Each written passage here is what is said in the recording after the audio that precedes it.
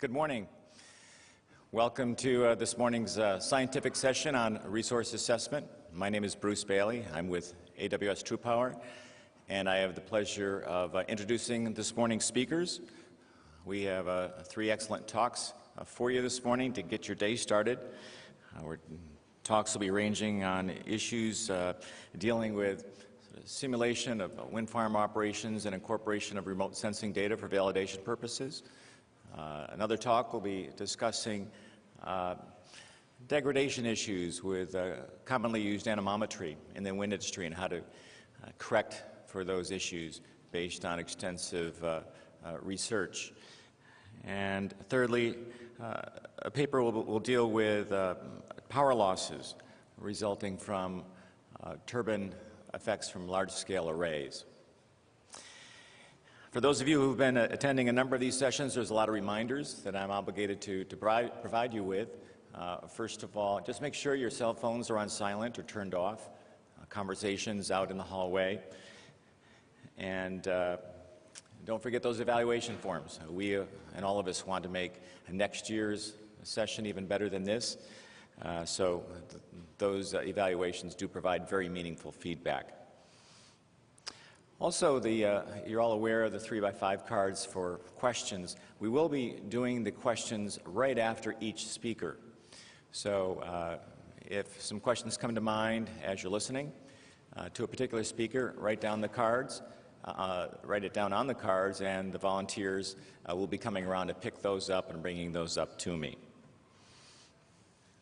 With that, let me introduce our first speaker. His name is Bob Konzemius from WindLogix.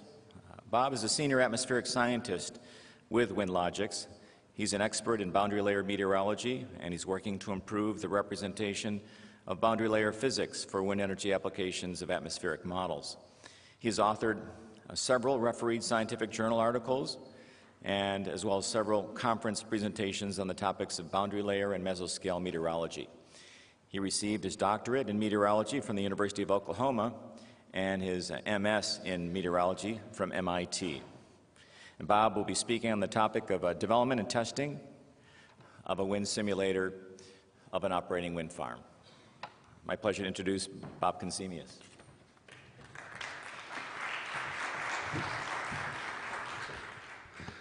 Okay, well, thank you.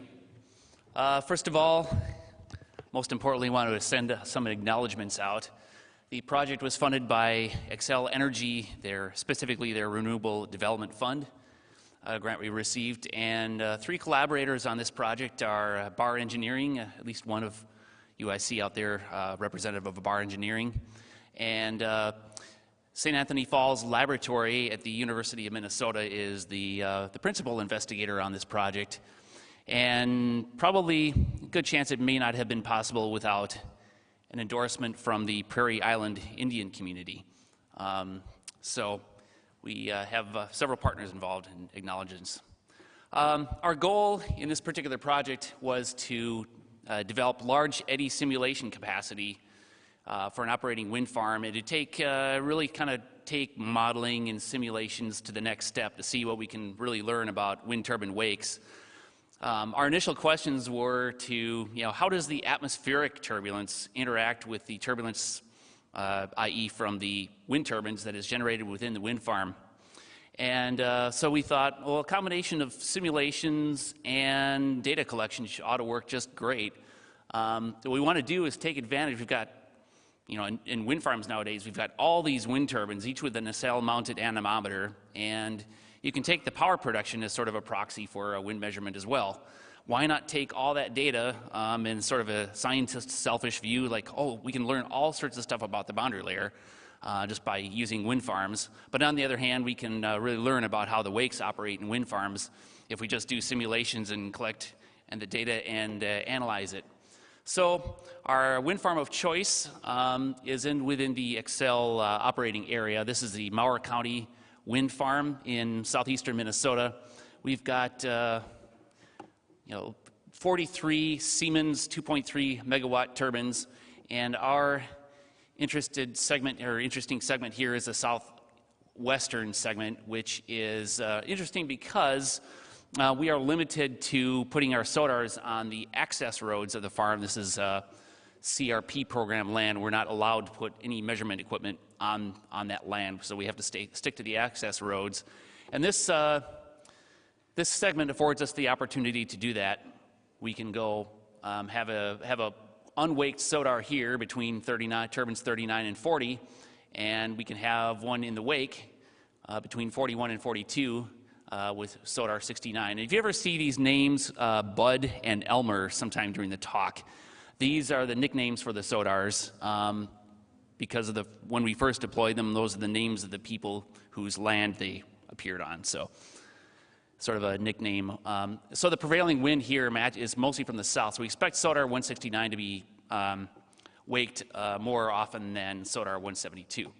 But as it turns out, we got enough of these off direction sectors that or non-prevailing wind direction sectors that we were able to get lots of data. Okay, so this is large eddy simulation, and the point of it is to resolve most of the turbulence, the energy-containing turbulence in the atmosphere, or for your particular flow that you're trying to simulate. If you've studied it, you know these equations. If you haven't, well, there's not going to be enough time to explain it in a 25-minute session. So basically, what we're doing is modeling a wind turbine force using an actuator line model, and we're using the turbine SWT-2.3, that's the Siemens 2.3 megawatt wind turbine, modeled with a particular type of airfoil. So that's basically what we're doing. So we're basically trying to resolve a majority of the turbulence in the wakes, as well as background atmospheric turbulence. It's a bit of a challenge to do that. Mostly you can either simulate one or the other, but computer technology is evolving nowadays that we can get larger grids and do both. Well, before you take it out to the uncontrolled environment of a wind farm, it's nice to have some precise measurements and very nicely controlled tests in a wind tunnel. And the University of Minnesota has done that with their large eddy simulation code. And what they've measured is take up a simulated or sort of scale model wind turbine with this very high frequency temperature sensor here, temperature and wind sensor. And they can actually get some pretty high resolution turbulence measurements. And what you see here is the turbulence intensity plotted as a function of height in the wake at 5 rotor diameters downstream. And if you look at this, the large eddy simulation matches the measured profile quite nicely. So seems to do reasonably well in the wind tunnel tests. We think we've got it working and calibrated correctly. So then we take it out to the wind farm. So setting up large eddy simulations is a real challenge, I think, when it comes to actually simulating non-idealized flows. I mean, it's really a good tool for doing idealized studies of atmospheric turbulence or turbulence from whatever process you might be studying. But for actually simulating particular cases, and it's a bit more challenging, because the first thing you have to do is you have to select a good case with data that you can actually use to test the predictions. And one thing that you really have to do is pre-run the LES, because when you're simulating turbulence, you don't really have any deterministic sort of sense for what it's going to be like. You have to pre-run the large eddy simulation and be very careful about how you're doing that. And make sure when you initialize the simulation, the turbulence might have a tendency to you starting it out smooth without any turbulence, and you have to kind of spin it up. And then once you've done this run to spin it up, you need to use the output from that initial run without wind turbines in it, and then use it as an upstream condition for the run with the turbines. So it's a very important aspect, and you really have to use the upstream measurements to really understand that you got the turbulence correct and use as much data as possible. Unfortunately, during the first phase of the modeling work, we didn't have a chance to do that. We had some sonic anemometers that just because of the restrictions, we couldn't get those installed, but we have the SODAR data. And this is basically what the wind turbines look like. We picked out a case November 22nd, 2009. The SOTARs took some good measurements, and this is basically what the simulation looks like. And if you ever wonder why turbine wakes aren't very easy to measure on land, it's because the atmospheric turbulence does a pretty good job of obscuring them, at least. So if you take an instantaneous snapshot, any instantaneous measurement is going to make it look like these wakes are dissipating rather rapidly. And this is a sort of an XY cross-section. You can see there's a fair bit of atmospheric turbulence here in a lot of velocity fluctuations. And then there's an additional velocity fluctuation in the wakes. And you can see from turbines 41 and 42, you have a combination, so that the minimum velocity, the minimum speeds are actually in the wake of 42, which is combining with the wake of 41. Even though it looks like there's quite a bit of recovery, there isn't. And if you do some averaging, you'll see that. So this is a cross-section along the plane that intersects turbines 41 and 42. So you don't see the wakes on these because they're not in the cross-section, but the 41 and 42 are. And you can see the wakes in there, but you really see them more clearly when you do time averaging. And this particular slice is actually a 5-minute time average. And these are the parameters of the case which we simulated. Up to 2 kilometer by about 1.5 kilometer grid. We can certainly do larger than that, only up to about 300 meters. Now, when you simulate atmospheric turbulence, you really want to be able to go higher than that. But these initial simulations we just wanted to take a look at a couple of profiles, a neutral case. Some additional things that we've noticed in the simulations and theoretically should be there. The wakes actually rotate a bit, and you don't see that instantaneously, but if you do the horizontal, the time averaging, we see some rotation in the wakes. So here's a velocity coming towards you and going away. So we should see some measurement in the wakes. If the question is this an artifact of LES, and we actually measure these in the farms?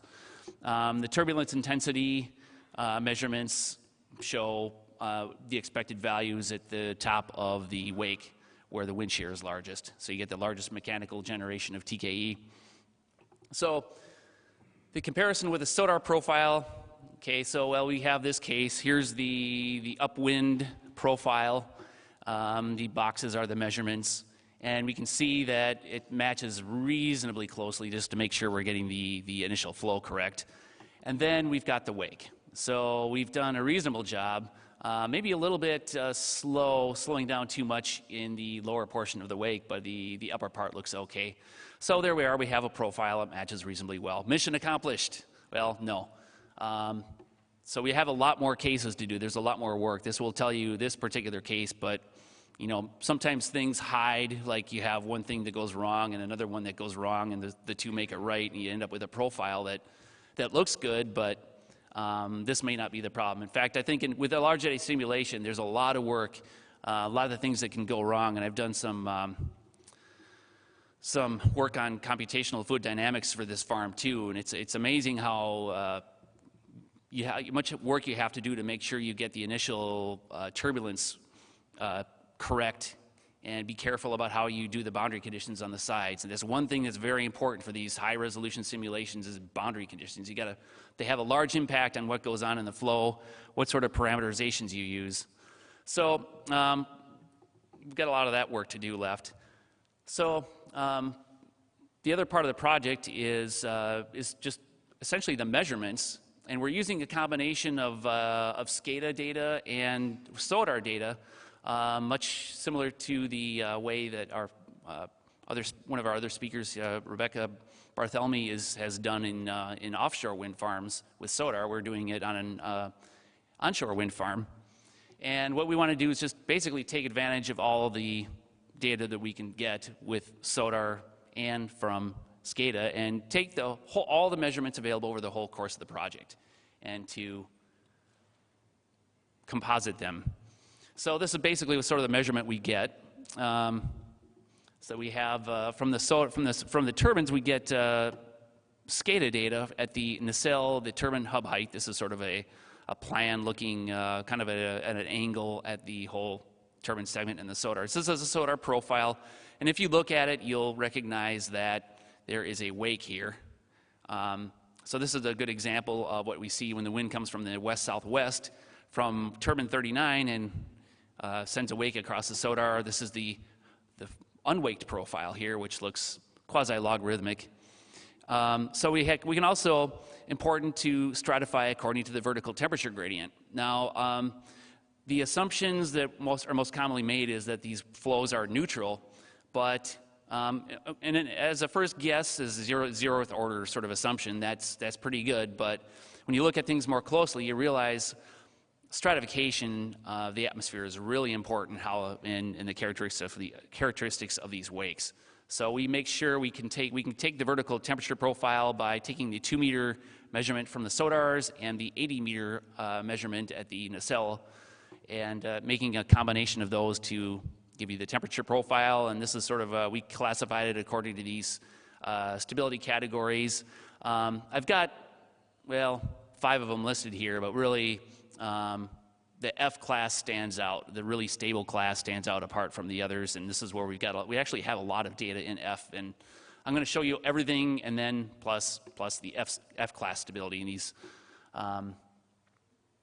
should really stand out a fair bit. So what does it look like? The orientation that you're seeing on these plots is you're looking on this plot here, the orientation, so we're looking at as a function of azimuth, and the wind angle 0 degrees is actually showing you, if you're standing at turbine 42 and looking at 41, that's at 0 degrees here. And if you go to, the wind is coming more from the right, from this side, blowing from turbine 42, that's this side of the plot, the right side of the plot. So this is what we see. And the red line here is bend data at 5-degree bins. We just average in 5-degree bins and take all these data that it's in each of these bins. So these dots are individual points. So we can see initially this is the main 41 to 42 wake, and this is basically what you're seeing here is the ratio of the wind speed measured at the nacelle of 42 to the nacelle at 41. So if you see a dip here, that means it's a velocity deficit, you're seeing a wake. There's some other interesting things. If you look all the way around, you see all the wakes in here. Turbine 42, if you go all the way to the left this way, you get to the angle where you're seeing the wake of turbine 43. And okay, what if the wind comes more from the right? If the wind angle comes more from the right, then turbine 41 is waked, and turbine 42 might get some wake from turbine 39, but it's generally dissipated by that point, and you see no effect. And so basically it's an inverse ratio. You see an inverse spike here. So 41 is waked in this case. And another one, the absolute opposite direction, 180 degrees. Turbine 42 is waking 41, so there's another inverse there. Okay, if you look at active power, the spike should basically be higher, and that's indeed what we see. That you see the same characteristics, just as a check for different variables. So turbine, if you actually look at this, you see the wakes. There's a lot of scatter in the data, but only by compositing them and putting them together do you see really that the wakes are there. That the atmospheric turbulence really washes them out a fair bit in a lot of cases. So you have to average out over those turbulent fields. Okay, this is F-class stability. So what I showed you here is all the stability classes, all the data over a 4-month period when we had the SODARs deployed. And this is just F-class. So the very stable, turbulence is suppressed. We get a lot less scatter in the estimates or in this ratio here. And so it's really easy, a lot easier to see the wakes. They really stand out. So how do we quantify the wakes and quantify that effects? That's a bit of work, still has to be done, but at least we're able to see some things in the measurement. So next is the SODAR profile. How does the SODAR measure these wakes? And essentially the same thing. We're looking here from Triton 169, looking at turbine 41. And again, we see the wakes from 41. And this is the ratio of the SODAR wind speeds. So Bud to Elmer, Bud is 169 and Elmer is 172. We say these same things as as Elmer gets waked by wind turbine 39 and wind 40, turbine 40, we see its effects as a sort of an inverse spike in this ratio. And then whenever turbine 42, or the SODAR Triton 169 is wake, we see as dips. So we can use that information, and this is what it looks like, the difference between all of the stability classes and F. There's certainly less scatter if it's stable. We also have SODAR cross sections, and the shading shows you the wind speed ratio. So it's basically the shading is indicating velocity deficit of the wake. And plotted on top of this is our contours, black contours of vertical velocity measured by the SODAR. So this is all the data from the SODARs when we had the entire vertical profile. It actually ends up being about 19% of our time we have an entire vertical profile, and we can composite that data just to make sure we're measuring things consistently across the wake. I insisted we had the whole vertical profile. This is the outline of the turbine rotor, and in this particular sort of coordinate system, that the more distant turbines actually look sort of oval shaped, but they're still round. We don't have any weird turbines in this farm. So basically interesting that the most concentrated part of the wake ends up being up and to the left. We expect it to be up because of the velocity profile and the wake, the impact of the turbine on the logarithmic profile, but it's also off to the left. And what we're finding is that there's a bit of, in a lot of these cases when the wakes are visible, there's a bit of wind shear, low-level wind shear, that is actually shearing out the wake from its round shape to more of a oval slanted shape. And as far as rotation goes, we see more of an upward vertical velocity on this left side here and more of a downward vertical velocity on the right-hand side. But it's certainly not a slam dunk obvious case of rotation, but certainly the sign that's inferred here is it's going around this way. The wake is going around this way, which is exactly what we expect for the characteristics of this turbine, for which way the turbine spins. The rotor spins the opposite direction of this. It goes this way, so we expect the wake to rotate in the opposite direction. So we have another case. This is looking up towards wind turbine 42 in the opposite direction. We see some similar characteristics, but again, the maximum wake is up and to the left. And we see a little bit of a hint at this zero line, the way it slants. There's zero isotac. It suggests that there is a bit of rotation. But just to show you kind of some variability of the profiles that we're measuring, we can see some of that rotation. It's at least inferred in these profiles, and from Triton 172 as well. So we have these things out in the field again, and we are continuing to measure and plan on getting a better analysis of this in terms of the simulated, as far as the turbulence characteristics.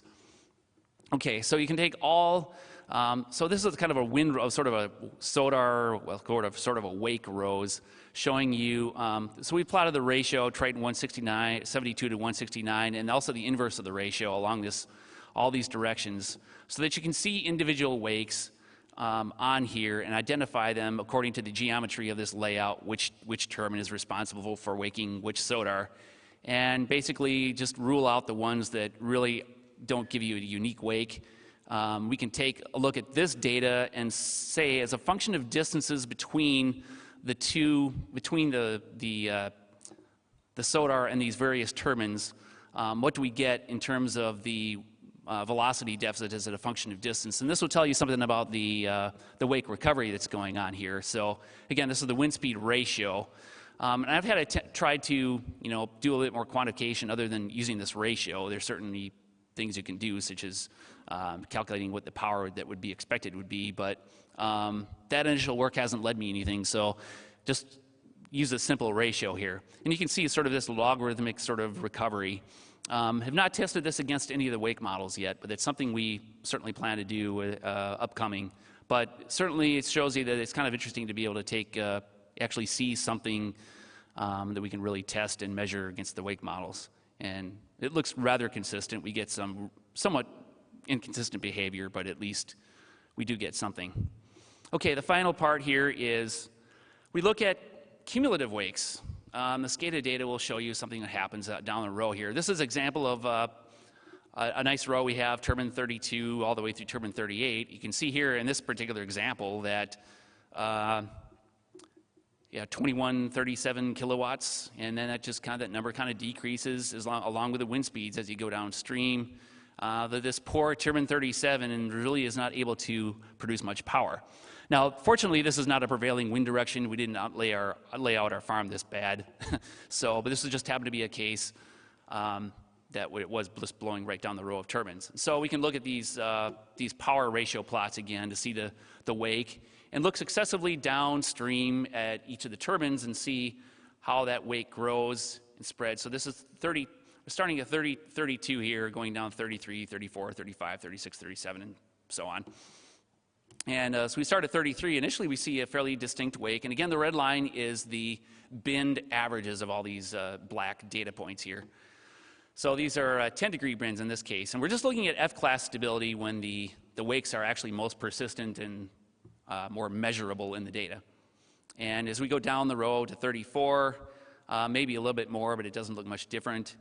35, it's starting to get a little broader. We're seeing combined wakes, maybe not aligning perfectly. And 36, the deficit, these ratios approach zero much more closely.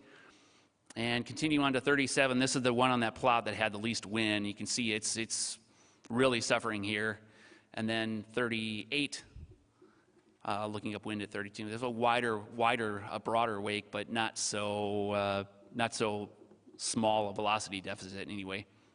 Okay, so we're going to just say, what do we get for the number of the wake, the profile as a function of a number of upwind turbines.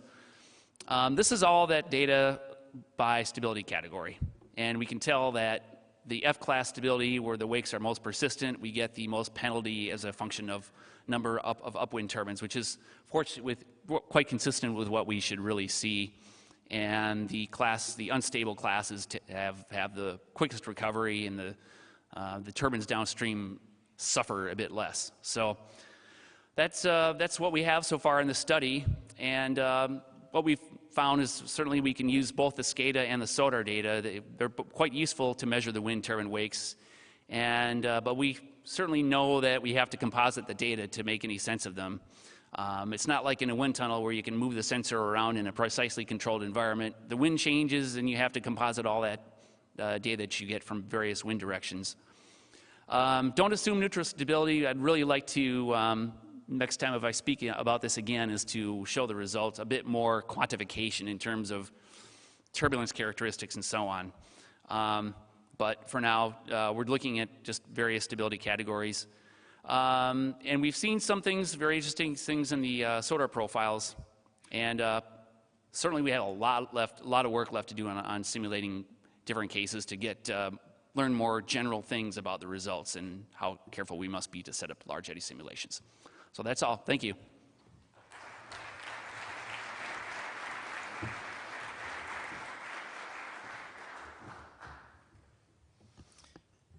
Thanks, Bob. I've got a few questions for you. Okay. You've got the mic right there. First question is, are you able to compare turbulence results from LES and SODAR? Yeah. I think you're Can on. you hear me back there? I can't hear my voice. Why don't you hit the button again? Oh, hello? Oh, there we go. So, yeah, that's unfortunately in the work to be done category. So we can take turbulence measurements from the wake itself, and another important thing we're going to have to do is just looking at turbulence measurements of from the atmospheric characteristics on the upwind side. So yeah, the amount of LES work that we have to do is just quite preliminary so far. We've got a lot of work left to do on it.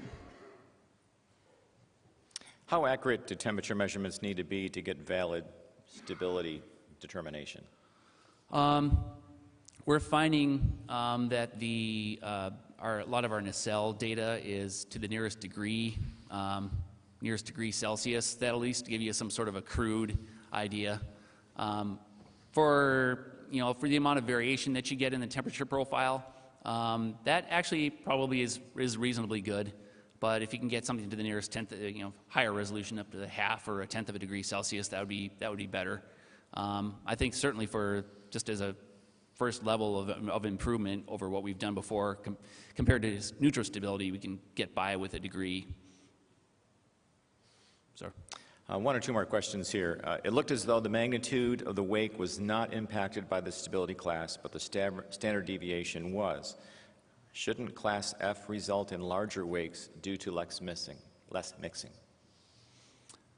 Okay, so the standard deviation, yeah, it's impacted by, I think if the question refers to the plots from the SCADA data where you scatter in the data points, yes, we'd expect a lot less standard deviation, and that's what we'd see.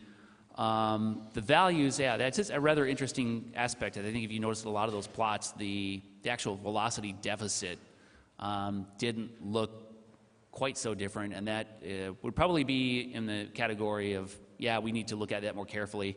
And a part of it is we don't have, part of that result might be due to the fact that we have a lot of the F-class stability. And a bit less, so it probably dominates the data points if you put them all together. So we didn't have a lot of unstable category data, and hope to collect that this summer in the second phase of our field deployment. But yeah, the difference may be just the result that the number of data points is actually dominated by the stable classes, so they don't really look that different. Are your inlet conditions dictated by measured data or by frozen turbulence models? Our measured profiles, say that again. I said the measured profiles. Yeah, are the inlet conditions, how are they defined? Yeah, we define them by actual measurements. We find that we want to get the characteristics of the actual atmospheric flows correct. And so we really want to use the measurements to simulate or as the profile. And actually the amount of shear in the profile has a big impact on the turbulence characteristics in terms of its shapes of turbulent eddies, and so we want to get that part correct. So we're simulating just from measured data, and and hopefully when we get the second phase of the field experiment, we'll have sonic anemometer data too, so we can take advantage of that data to really know whether or not we've gotten the inflow conditions correct, the inflow turbulence characteristics, because it's an important characteristic of these pre-run simulations that you do. You have to get the turbulence intensity, just the overall turbulence characteristics correct. So that's something we want to be doing carefully in the next phase of the program. Great. Well, thank you very much again, Bob.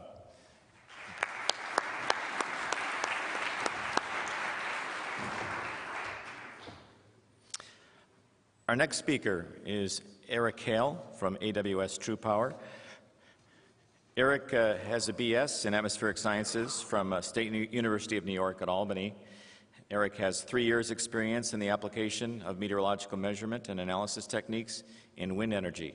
And as a senior meteorologist, he prepares energy production and wind resource assessment reports that summarize site performance and energy production estimates, including uncertainty analysis. In previous meetings and conferences, he's given presentations on anemometry comparisons and degradation issues. Eric's talk is titled "An Analytical Correction to Treat NRG number 40 Data Affected by Dry Friction Whip." Eric Hale.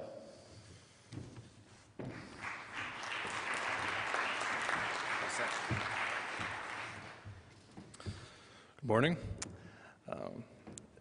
This work has been going on for nearly 2 years, and this problem has been in the industry for quite some time. The information that's trapped in my head and trapped back at the office is far more than I can discuss in a half hour, so I apologize if it seems like I gloss over anything rather quickly, but I can assure you I'm willing to take questions afterwards, and we have written a white paper which discusses all of our findings in detail.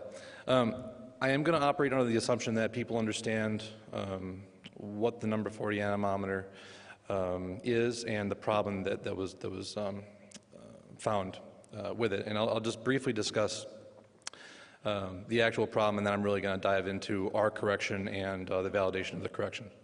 So the agenda of the talk is going to be to first talk about the objective, then we'll characterize the problem briefly and talk about vintages, and then we'll go into the different phases of our research. Phase one focused on wind tunnel tests, and we evaluated pre-deployment, post-deployment response, just looking at the wind tunnel. And then we'll talk about phase two, which was all field data comparisons, where we compared the number 40s to class 1 sensors. And I also like to touch on the use of paired number 40 anemometers to analyze data. So the study objective was to estimate the percentage of number 40 sensors that were affected by dry friction and to develop means to correct the speeds. That was pretty basic. Just to make sure we're on the same page, we're going to define different anemometer vintages as Type A being before May 2006. Type B are the sensors that we're interested in here, and those begin in May 2006 and go through December 2008, and the serial numbers correspond to 29,000 approximately to 94,999. And Type C sensors were manufactured after January 1, 2009, and to our knowledge, we have not seen any problems with those sensors with the dry friction issue. So the problem is identified as dry friction whip, which is a vibratory phenomenon that slows the anemometer response by between 0.2 and 0.6 meters per second. This was identified by NRG last year at Windpower, and we have seen pretty much the same thing. It preferentially occurs in the 5 to 10 meter per second range. It can sustain the mode for long periods of time. It can enter and exit the mode without much warning, and the onset of the mode generally occurs in decelerating speeds rather than accelerating speeds. And this here is a classic example where we show the wind speed ratio between two number 40 sensors. One of them is affected at the very least, and you can see that the response changes back and forth between good and bad operation. The objectives for phase one were to determine the number of sensors that were affected by dry friction, just using wind tunnel tests, to look at the utility of those tests, to describe the response of sensors as they were affected by dry friction, and then finally to investigate the linearity of the sensor response when it was affected by dry friction. We looked at 99 anemometers which were deployed in the field, which were calibrated before and after deployment. And we just looked at the transfer functions from those two tests and then looked at the differences. So we identified any sensor that had greater than 1% shift in the response at 10 hertz as being affected. Also looking at a standard error of more than 0.12 meters per second in the calibration test, and also just looking for abnormal residual patterns in the test themselves. NRG had previously defined change in the offset of 0.15 meters per second, and then the other two criteria were the same as ours. Using our test sample in the NRG criteria, you'll find that 69% of the anemometers were actually affected, and using our criteria, you'll find that 87% were affected. We wanted to see if the test results were repeatable in the wind tunnel. There was some question as to whether the amount of, the duration of the test was long enough to excite the anemometer or to really resolve the exact response of the sensor. So we sent a sensor out for recalibration after it was deployed, and then sent it out for 3 more consecutive calibrations. So we ended up with a total of 5 calibrations for one sensor, the initial calibration, then 4 after deployment. And you can see in the plot on the left the anemometer response at the different wind speed intervals in the wind tunnel versus the time of the test. And each test experienced dry friction at a different wind speed. So in one test, the anemometer would go into dry friction around 8 meters per second. In the next test, it wouldn't do that. In another test, it would go into at 14 meters per second, and the next test, it wouldn't do that.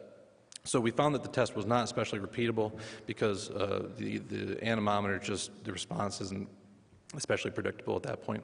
In the bottom right, you can see the residual error from each test and the scatter that exists from test to test, and also the nonlinearity of that residual pattern, which suggests that the test isn't repeatable and that the response is no longer linear. So our conclusions from phase one, and I didn't talk about a lot of the stuff we did, but the great majority of sensors, type B, number 40 anemometers, appear to be affected by dry friction. Post-deployment calibration looks to be effective in determining if you have a good or bad sensor, but not necessarily good at telling you how bad. Other conclusions I didn't go into here were The shift in the sensor response does generally manifest itself as an increase in the transfer function offset and not in the slope. A main indicator of the change response is the standard error of the calibration test, and also that degradation appears to worsen over time, although that wasn't especially conclusive from phase 1. So, switching gears for a second, why is a correction needed? A lot of folks I think still that we can screen out problem data by evaluating pairs of sensors. And the problem is that most sensors, or most towers in this industry, utilize pairs of number 40 anemometers. And it's most likely that those sensors were installed at the same time. So if they're both type B anemometers, it's very difficult to identify if they're both affected, and certainly if to what extent they're both affected. And in most cases, as we found in the wind tunnel test, both sensors likely are affected. A reference anemometer, like a class 1 sensor or some other sensor, is really required to fully understand the impact of the problem. So the bottom line is just choosing the faster of two number 40 wind speed measurements at the same height is still going to give you biased results. Well, how do we know this? Here I've shown the wind speed from two number 40 anemometers at the same height. They're both in the suspected batch. Oh, I'm sorry.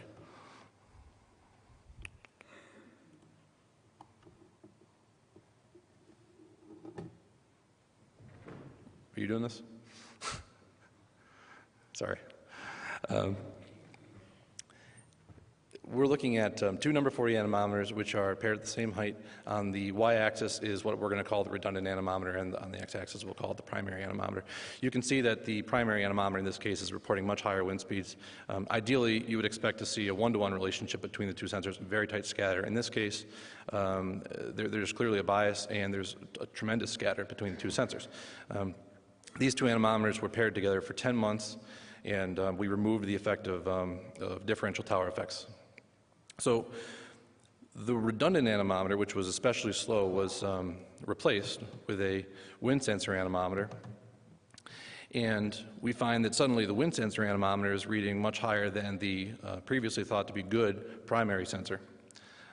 So in the previous example, you would have taken the primary sensor and said, well, this is good, we're going to go with this. And in this example, you'd say, oh, the primary sensor is bad. And you can see that in a few different places on here. First, between 4 and 6 meters per second, you can see the increased scatter and the relationship and kind of the bimodal nature of the problem. And then between 6 and 10 meters per second, there's just a bias in the number 40 speeds. It's very important to understand that treating data just using comparisons of paired number 40s is not going to eliminate the mean bias in these measurements. Something else has to be done, which is really the reason that we tried to develop this correction. So phase 2 was the main body of the work. We really wanted to verify that the number of sensors that we saw that were affected in wind tunnel tests actually was true. We wanted to develop and validate a method to correct the data, and then finally estimate the uncertainty associated with that correction. Just a brief outline of phase 2. We'll talk about the data sets. Eventually, I'll present standard correction and the calibrated correction, and then we'll talk about the validation and the uncertainty. The field test program employed 53 anemometer pairs across the United States in various environments. All the number 40 anemometers were type B, and they were paired with class 1 sensors, which were wind sensor P2546A and vector A100LK anemometers. All of the class 1 sensors were brand new at deployment, and the NRGs were 21 were new when we deployed them, and the rest of them had been on the tower for some length of time, and then we went out and retrofitted the tower with the wind sensor or the vector to do the comparison.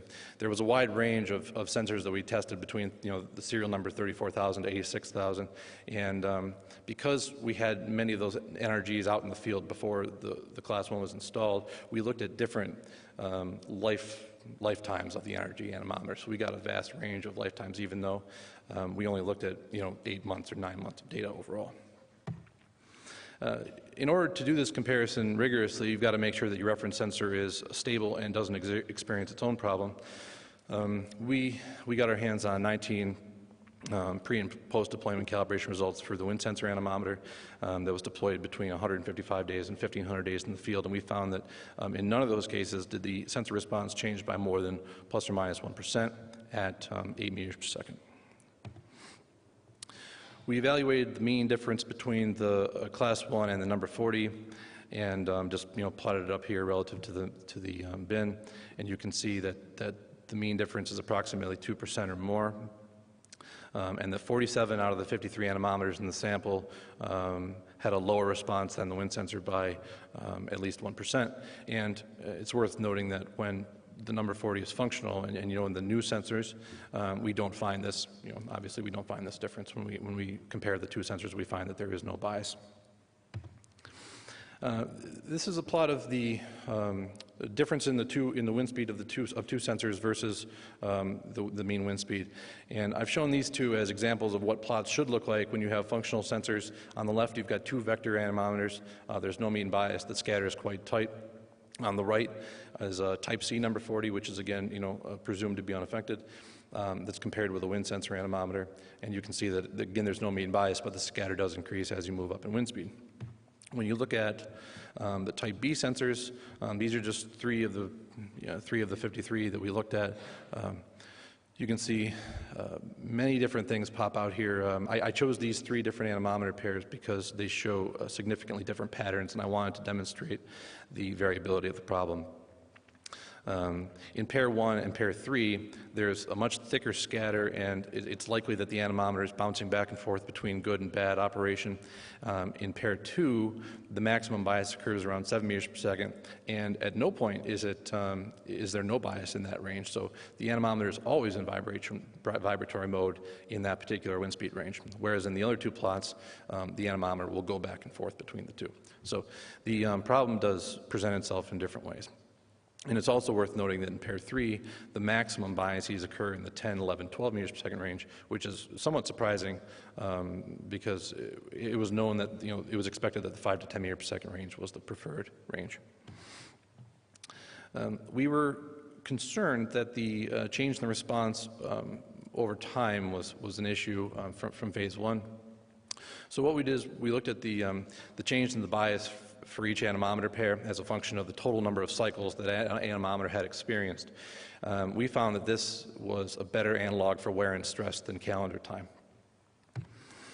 This is those three anemometer pairs again. We looked at the mean bias for every 10,000 cycles, which is typically about 1 calendar week, and we did that in 1 meter per second wind speed bins. These three images here are the 8 meter per second bin, and you can see the variability again of the degradation over time.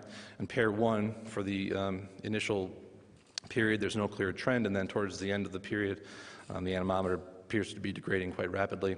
In pair 2, it's degrading rapidly throughout the entire period we analyzed, and in pair 3, there's quite a bit of variance, and there's no clear trend. Overall, we did find that there was patterns that popped out when we evaluated all of the sensors together. What we show here on the y-axis is the change in response over time, which I'm going to call the degradation slope, and that is a function of wind speed. And you can see that the maximum degradation over time occurs in the 7 meter per second range, and then that decreases as you move up to 12 and 13 meters per second. If you apply these slopes to the data that you have, and then remove the bias from that aspect, you end up with these mean wind speed biases versus wind speed. And you can see that now the maximum wind speed bias occurs in the 9, 10, 11 meter per second range, but all wind speeds are still negatively biased on average, with quite a bit of scatter there. And this suggests that after you normalize out the time element, still having a negative bias suggests that the dry friction issue was present at or right after the sensors were deployed in the field. So based on all this, we propose corrective measures to eliminate the mean bias of type B number 40 sensors. And it's very important to understand that we're looking to shift the mean bias and not get every single record correct. We recognize there are going to be records that are that are still reporting low, and there will be records that are biased high, but overall we're looking to shift the mean back to zero bias to give the best estimate of the wind speed at the site. So talk briefly about the different types of corrections. Standard correction 1 assumes that the number 40 has been verified to be bad. That's through a post-calibration test of some kind. And that particular correction is based on the 47 anemometers in the field data sample that were affected. Standard correction 2 is used when you don't know the number 40 status, you don't have a post-deployment calibration test. We're not going to decide if the sensor is good or bad based on number 40 pairs because you can't tell for sure. So you'd have to have some way of determining that. And standard correction 2 would correct all the sensors if you don't know if the sensor is good or bad, and that includes 6 unaffected sensors in our sample.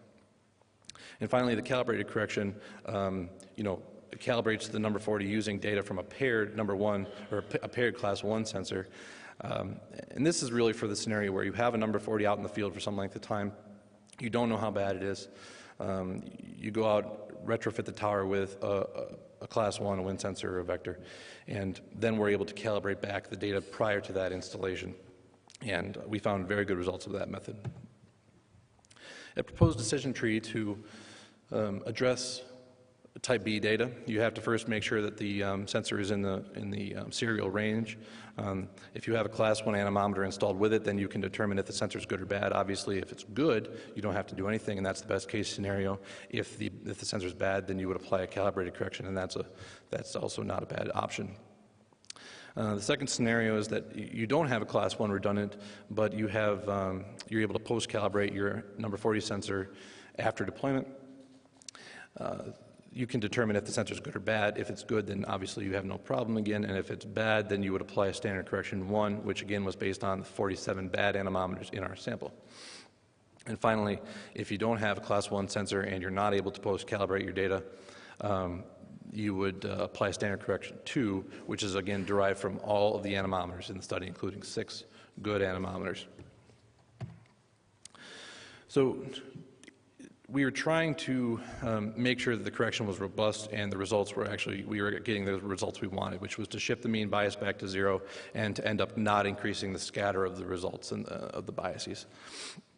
So we calculated the correction parameters for the sample data set with a single anemometer pair excluded and applied that correction to the excluded anemometer and then calculated the error with respect to that particular anemometer's reference. And then we repeated that for all the sensors. For the calibrated correction, we identified a 2 to 4 week window at the end of the concurrent period of record and then corrected back all the data prior to that with that relationship and evaluated the biases. These are the results for standard correction 1. The blue series is the unadjusted data. You can see that the mean bias is about negative 2.2%. After we remove the time element of the problem, we present the red series, which shifts the bias back towards 0. And then finally, we remove the wind speed element, and you end up with a mean bias of 0 with some scatter around that. So we do overcorrect some sensors, and we do undercorrect some sensors. And the standard correction 2 is quite similar. The correction parameters are quite similar. It's obviously a less aggressive correction because it includes 6 good anemometers in that sample. But again, you see the same type of results. And finally, the standard correction, or the calibrated correction, which is the most impressive, has a mean bias of negative 2.2%, and then we adjust the time element using that relationship that we found, and the scatter tightens up quite a bit. We remove the wind speed element and center the bias around 0 with a significant improvement in the uncertainty.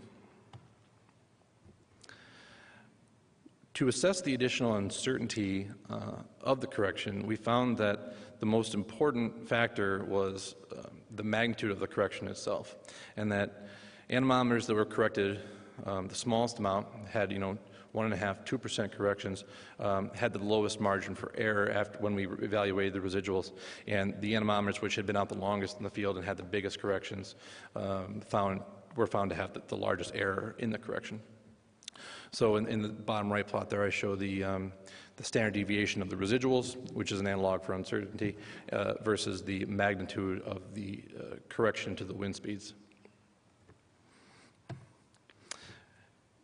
As far as the calibrated correction goes, we didn't find any clear evidence that there was an increase in scatter as the magnitude of the correction increased.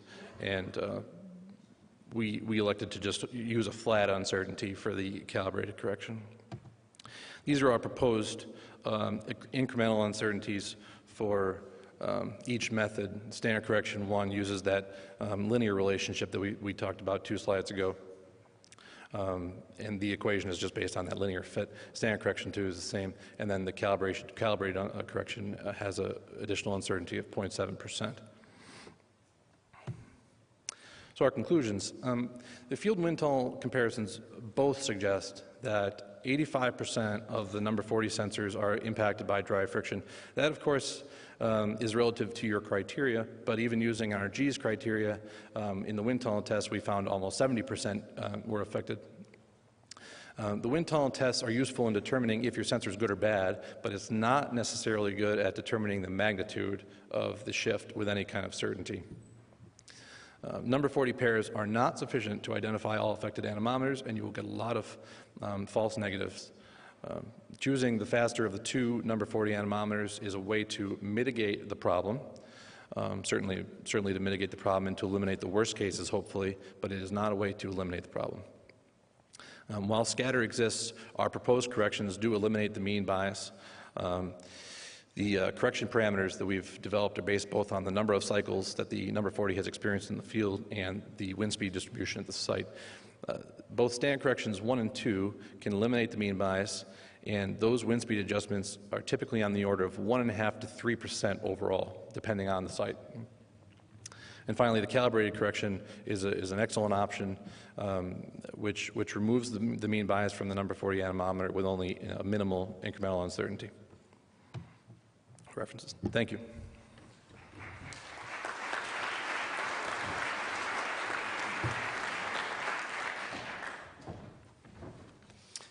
Thanks, Eric. And if you have any questions, just have them passed forward.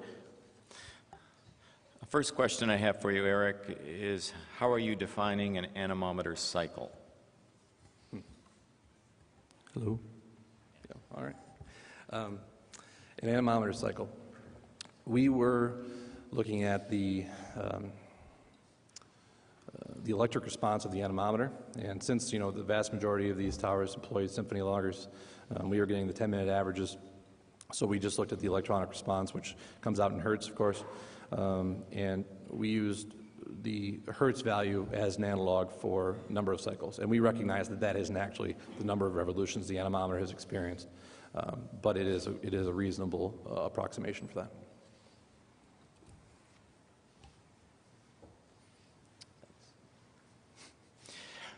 Using a closed-loop validation method, that it may result in a zero mean bias by itself. Did you check for this by validating the method using other sample sizes? No, I was having discussions with someone about this, and I think that's probably a pretty good approach. One of the keys is if we're gonna slice the data set into half and then come up with a correction based on half the data and apply it to the other half of the data, it's, what sensors do we use? We feel like 53 anemometers is a good sample size, representative sample size, and if you chop it down to 27 anemometers, then is that really sufficient to come up with a realistic correction? I'm not sure. So we'll have to look at that in different ways to do it. And what we'd like to do is get our hands on more data sets where the number 40 is type B and it's paired with a class 1 anemometer. And we would apply the correction to those data sets which were not used to develop the correction and to evaluate the impact there. That's really our best case scenario, but those data sets are somewhat hard to find. Eric, I think some people in the audience probably aren't familiar with just what this resonant vibrational mode is. Could you describe what dry friction whip is in layman terms? I think Steve Clark is here. He could come up and talk about this, but it was a resonance issue with the anemometer where it would meet it would interfere with some other frequency that was natural to the tower and the instrument, and suddenly the anemometer would begin to actually oscillate, vibrate, and you could see this visually if you're looking at a sensor that was doing this. And what was interesting about that was that the sensor would go into that mode and back out of the mode, somewhat without warning. And you could try to excite it by getting it into certain wind speed ranges, by kicking it or something, and it would go into the mode, and then it might come back out of the mode again. But what NRG had done was they put a white dot on the top of the sensor, got it spinning, and then you look down on it, and if you could just see one single dot, then you didn't have a problem at that time. And then when it went into the mode, it would start to just oscillate around. And actually, I would refer you to Steve Clark's paper from last year at Windpower, where he has a really good plot of kind of a spirograph motion that the anemometer takes as it goes into this mode. Got time for a couple more questions. Several presentations have indicated that the energy output of wind plants in the past has been below prediction. This issue that you brought up may point out an even greater gap between measured and predicted energy output.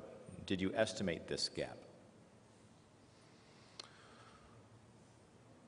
Well, most of those studies I think you're referring to were, they found that the wind farm underpredicted. The analysts ended up over-predicting the plant output, and the plants underperformed relative to that expectation. And this would go the opposite way, where we would be increasing the wind speed, and that would be a departure from that. I'm not sure I answered the question. Let me toss you a couple more real quick ones, and then you can always have a follow-up discussion. Sure. Maybe in the hallway. It appears that the recommended corrections are constants, whereas this phenomenon occurs mostly in lower speeds. Shouldn't the corrections be a function of the wind speed distribution? Yes, the corrections are a function of wind speed distribution. I didn't put them on the slides because they don't do much good, but I have tables in the paper which give the precise values. It's kind of like a lookup table at each wind speed. What's the degradation slope, and what is the wind speed bias that you would apply back to the data, and it is all a function of wind speed. We have a different value for every single wind speed interval. And lastly, could you verify, say, the Class B, that those are sort of historical issues, and that the current class of energy, Type 40 anemometers, do not show signs of this phenomenon? Could you just restate what you had said before? Yeah, we haven't found any of the new sensors manufactured by NRG since January 2009 to have the vibratory mode. We haven't found it, so that's good news for the industry. All right. Yep. Thank you very much, Eric.